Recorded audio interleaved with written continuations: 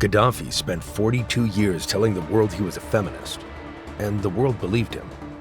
But when his regime finally collapsed, investigators began uncovering something that had been carefully hidden the entire time. How he actually treated women was the complete opposite of everything he'd claimed.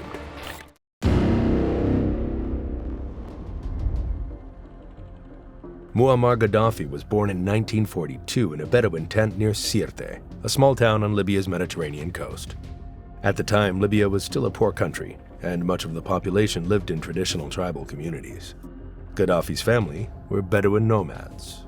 They had no running water, no electricity, and very little connection to modern life. He was the only son in the family, which carried special importance in Bedouin culture. From a young age, he was treated as someone special, and was constantly told he was different from everyone else. That belief stayed with him for the rest of his life. He entered the Libyan military academy in Benghazi in 1963. While he was still a cadet, he had already decided that he would overthrow Libya's monarchy and take control of the country. On September 1st, 1969, at just 27 years old, he led a military coup while King Idris I was out of the country receiving medical treatment. The takeover happened almost without bloodshed. By the next morning, the king had been removed from power. Libya had a new ruler, and the world had a new problem. Gaddafi never officially called himself president or king. He used the title brotherly leader and guide of the revolution. He claimed that ordinary Libyans ruled the country and that all power belonged to the people. But that was only for show. In reality, every important decision went through him. He controlled the military, the intelligence services, and the government, turning Libya into one of the most tightly controlled and paranoid police states in the Arab world. Between 1975 and 1979, Gaddafi published his political ideas in a 3-part book called the Green Book. It covered everything from politics to society, including his views on women.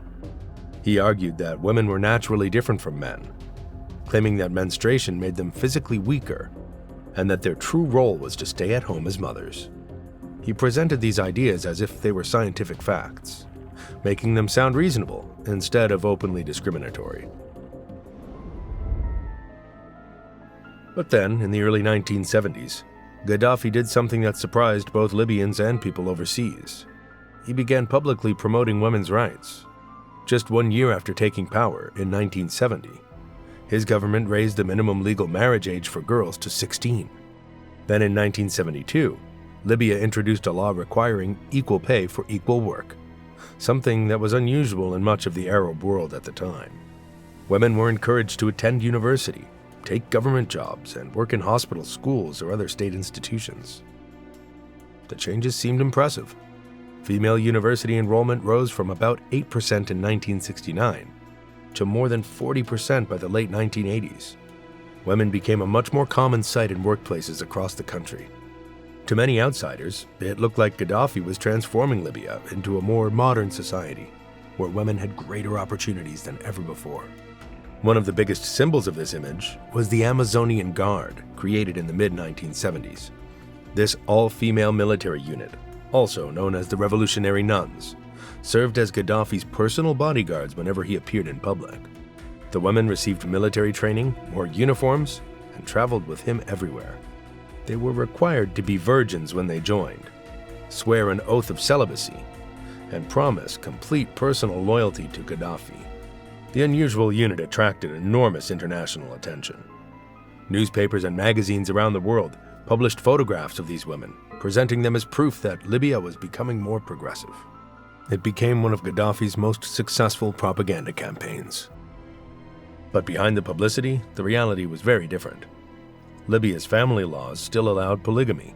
Women often needed permission from a male guardian to carry out important legal matters. Divorce was still much easier for men than for women. And anyone who openly questioned the gap between Gaddafi's speeches about women's rights and the reality of life in Libya quickly discovered how dangerous it was to criticize the regime. Gaddafi didn't truly free Libyan women. Instead, he used them to improve his image at home and abroad. While the world praised his reforms, a much darker system was quietly growing behind the scenes.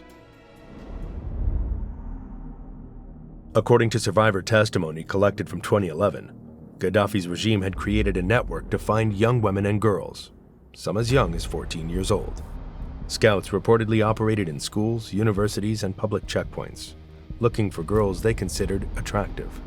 Many were approached with respectable-sounding offers, such as government internships, university scholarships, or meetings with senior officials. Some families were even told that their daughters had been chosen for special state programs. Everything sounded official and legitimate. The reality was something else entirely. One of the people who documented these accounts was Libyan human rights lawyer Fatia Mansouri. After 2011, she spent years collecting testimony from survivors. She documented dozens of cases in which young women said they had been taken to Gaddafi's compounds through deception. These included his main headquarters at Bab al-Azizia in Tripoli, his desert residences, and other properties he used during visits around the country. Many survivors said they were raped by Gaddafi himself. Some also said they were assaulted by members of the people who surrounded him. For most victims, escape was almost impossible. Libya had no free press, no independent courts, and no human rights organizations that could safely investigate powerful officials. Women who tried to report what had happened often found themselves ignored, threatened, or even accused of defaming the state. Their families were pressured into staying silent. In Libya's conservative society, the shame surrounding sexual violence also kept many victims from telling even their closest relatives. The system was designed so that remaining silent often seemed like the only way to survive. The Amazonian Guard also turned out to be very different from the image shown to the world. After the regime collapsed, several former members told investigators that they had been pressured, abused, and in many documented cases, raped by Gaddafi himself. Not every woman in Gaddafi's Libya accepted what was happening. Some chose to resist, even though they knew the risks. The government made sure that any woman who spoke out paid a heavy price. The regime didn't use sexual violence only for Gaddafi's personal abuse. It also became a weapon against women connected to the political opposition. After Gaddafi's fall, Human Rights Watch published a 2012 report called Truth and Justice Can't Wait. It included testimony from women who said they had been raped in government prisons simply because their fathers, brothers, or husbands opposed the regime. The goal was to destroy the woman's reputation in Libya's conservative society and send a clear warning to anyone else thinking about resisting. Universities also became places of quiet resistance. During the 1980s and 1990s, groups of female students secretly shared banned books, listened to foreign radio broadcasts, and passed information to one another. They had to be extremely careful because every university had student informants working for the Mukhabarat, Libya's state intelligence service. A woman caught discussing politics or organizing any kind of opposition could be expelled, arrested, or simply disappear. Some women continued to fight from outside Libya. Among them were lawyer Salwa Bougueghis from Benghazi and human rights lawyer Fatia Mansouri. Living in exile, they spent years helping survivors, collecting evidence, and building legal cases against the regime, knowing that returning home could cost them their lives. Gaddafi's behavior toward women didn't stop at Libya's borders. As Libya became richer from oil during the 1970s and 1980s, his power and influence abroad also grew. The country held Africa's largest proven oil reserves, estimated at about 48 billion barrels, giving him enormous wealth and international influence. His conduct during foreign visits became well known among diplomats. Former government protocol officers from several European countries described the unusual demands Gaddafi's staff made before he arrived.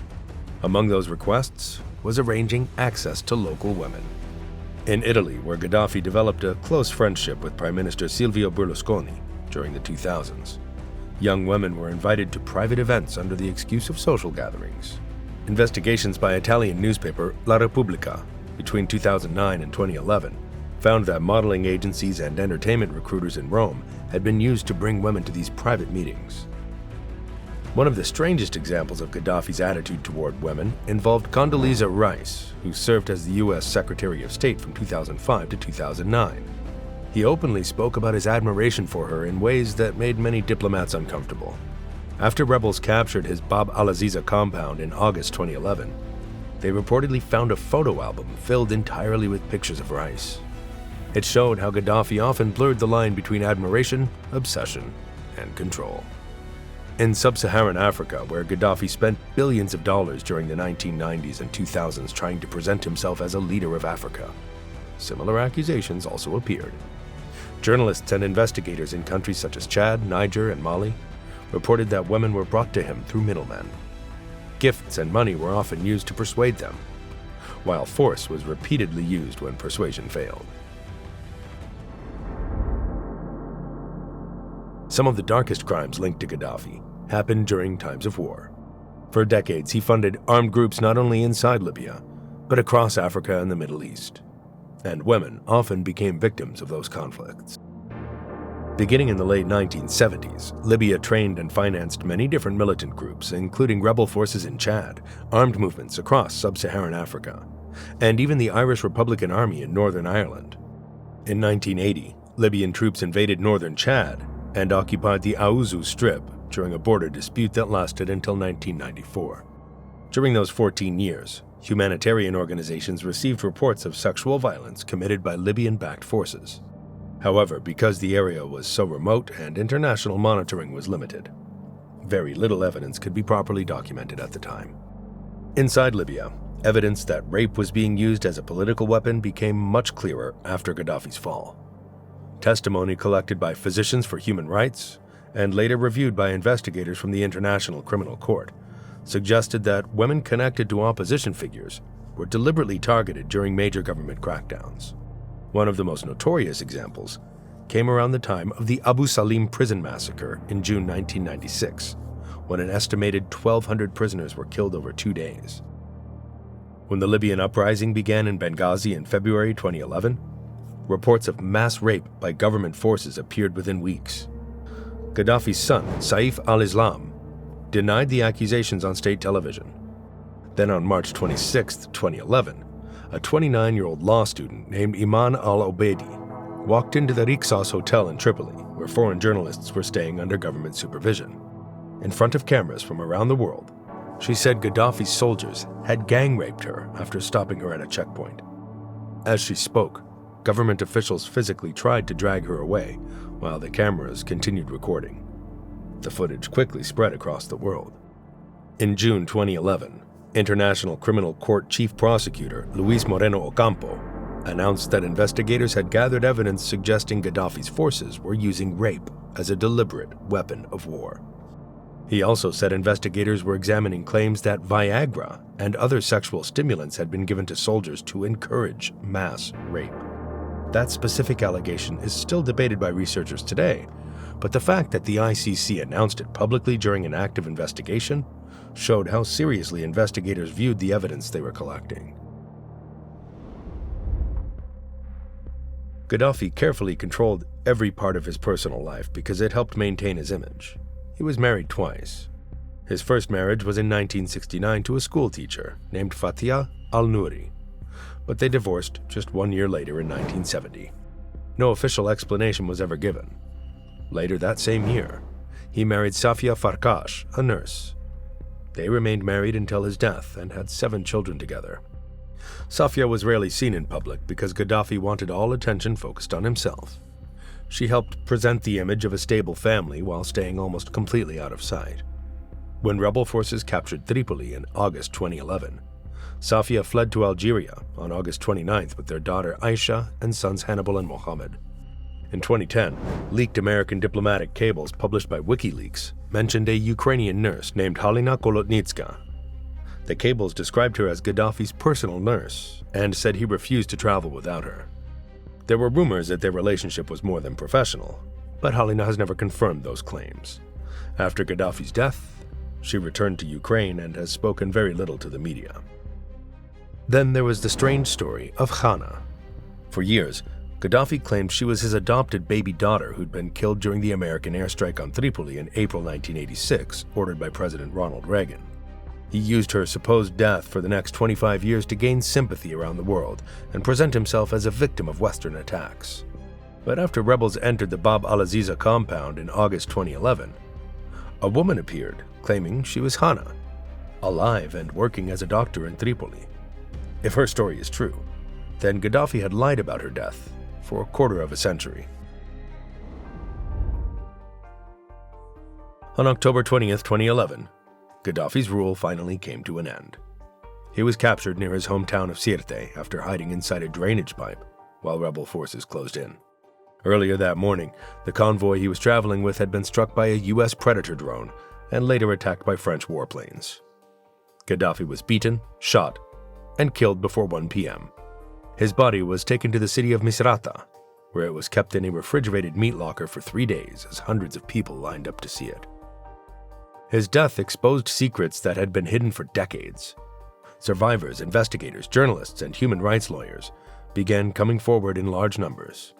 Even people who'd followed Libya closely were surprised by how much evidence emerged once the regime was gone. When rebel fighters entered the Bab al-Aziza compound in August 2011, they found what appeared to be a room matching descriptions given by many survivors. Surveillance equipment was discovered throughout the compound, along with large numbers of documents and records. However, much of that evidence was stolen or damaged before investigators could properly secure the site because of the chaos following the regime's collapse. Some of the most painful testimony came from former members of the Amazonian Guard who were forced into situations involving abuse, coercion, and rape.